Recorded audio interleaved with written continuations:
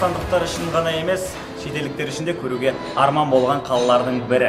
2017 жылы Экспо көрмесіне миллиондаған туристер келіп, елордамызбен танысқан болатын. Ал биыл Астана мегаполис атанды. Бұл еліміздің де, елорданың да қарқынды дамып келе жатқанының дәлелі. Назарларыңызда Астананы жағалайық жобасы.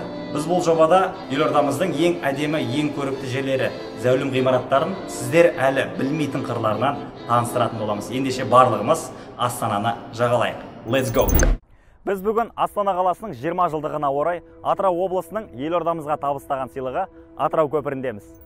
Көпір ерекше заманауи форматта салынғанын бірден байқауға болады. Қызығып қарап тұра бергің келеді. Ішінен өтетін болсаң, әсері мүлдем бөлек. Шетелде жүргендей сезінесің өзіңді.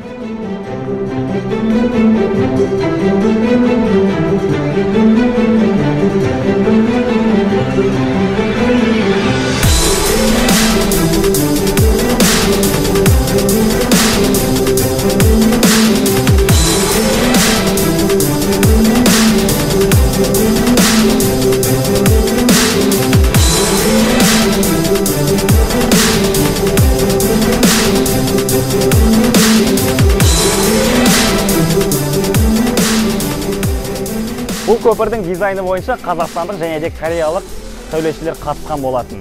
Көпірдің ұзындығы 133,5 метр, ал ені 10,5 метрді құрайды. Жаяу жүргіншілерге 6 метрлік жолақ, велосипедшілер үшін 3 метрлік жолақ қарастырылған. Арасында 50 сантиметрлік қауіпсіздік жолағы бар. Ал өткелдің жоғары жағынан қарайтын болсаңыз, көпірдің пішіні Атырау облысының символына айналған балық баптайтын бірден байқауға болады.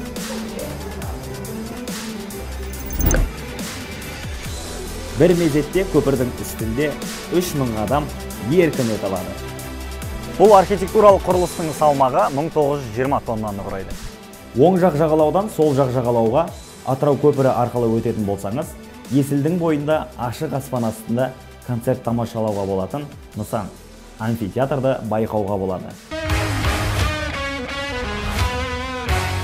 Астана қаласы әкімдігінің тапсырысы бойынша салынған ғимарат. Бұл жерде көрермендерге арналған 1500 отыру орындары бар. 2017 жылы қала күніне арналған іс-шаралардың бірінде елбасының қатысуымен осында салтанатты түрде ашылу рәсімі өтті. 2018 жылы Астана қаласының 20 жылдық мерейтойына арналған іс-шаралардың көбісі осы амфитеатрымызда өтті. Соның біріншісі Намадвей атты этникалық музыка фестивалі болды. Сонымен қатар еліміздің жарық жұлдыздарының қатысуымен көптеген концерттер болды осы жазда. Қысқа деген жоспарларымыз өте көп. Көптеген жобалар қарастырылып жатыр. Сондықтан да бұл амфитеатр тек қана жаз мезгілінде емес, басқа да мезгілдерде істейді деген ойдамыз.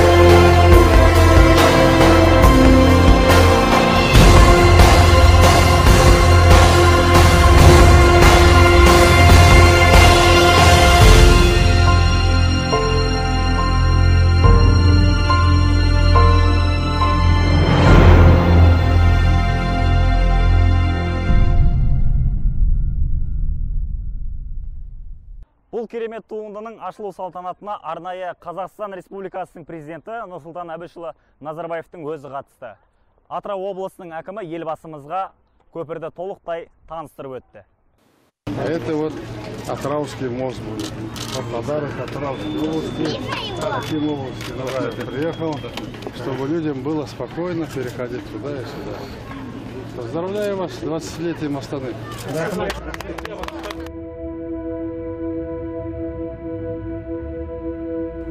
Бұл көпірдің ортасына келіп ерке есілге қарайтын болсаңыз, өзіңізді тіпті бір Титаник фильміндегі басты актерлар Джейк пен Роуз сияқты сезінесіз. Мен өзімді қазір Джейк сияқты сезініп тұрмын.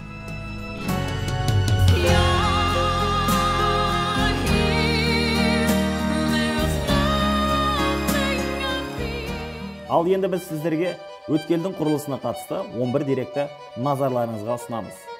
BA Group компаниясының қызметкерлері көпірді 181 күнде салды. Объект архитектурасына органикалық табиғи сәулет нысандары қолданылған. Көпір жабындысы үшін литокрил пайдаланылған. Есіл өзеніне дамба салу үшін 30 000 текше қиыршық тас әкелінген. Көпірге өрнек ретінде Фибоначчи заңдылығындағы өміргүлі қолданылған. Ал оны алтын тоғыз деп те атайды. Су кедергісіз өту үшін бөгеттің ортасында 7 құбыр орнатылған. Құрылысқа 300 жұмысшы және 100 көлік жұмылдырылды. Өткел Самал шағын ауданын орталық саябақ мен амфитеатрды байланыстырады. Нысан құрылысына цифрлық жобалаудың заманауи әдістері қолданылды. Көпірде Атырау облысының символы саналатын Каспий бекіресі орнатылды. Композиция қоладан жасалған. Көпірді ресми түрде ашуға 4 күн қалғанда елордада жаңбыр толассыз жауды. Құрылысшылар веложолдың төсенішін аяқтау үшін көпірді 6000 метрлік полиэтилен үлдірімен жауып үлгерді. Көпірдің жалпы құны 6 миллиард теңгені құрайды. Күндізгі уақытта көпірдің архитектуралық дизайнына тамсануға болады. Ал түнгі уақытта тіпті ерекше романтикалық атмосфера пайда болады.